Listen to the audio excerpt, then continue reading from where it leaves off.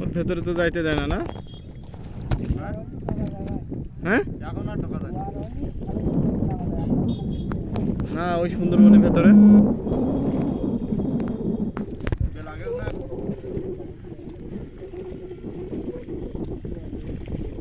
না, ওর ভিতরে ঢোকার নিয়ম সকাল করে আসলে ঢোকা যায়। মানে পাস নিয়ে আসতে হবে। হ্যাঁ, নিচে ঢুকতে গেলে পানি মানে একা একা ঘুরতে হবে নাকি না কোনো গাইড দেবে না এমনি? ওই গাড়িটা আমরা নিজেরাই। না আপনি উপরে উপরে ওই সেই কিন্তু এখানে তো বাঘ টাক নাই না? আছে, এখানেও আছে। যেখানে হরিণ থাকে সেখানে বাঘ থাকে, বুঝলেন ভাই? এই হরিণদের 5 মিনিট এক জায়গায় দাঁড়াইতে দেয় না এই বাঘে, বুঝলেন? ওই একটু ফাঁকা পেলে তাই একটু চরে এসে ঘাস খেলি।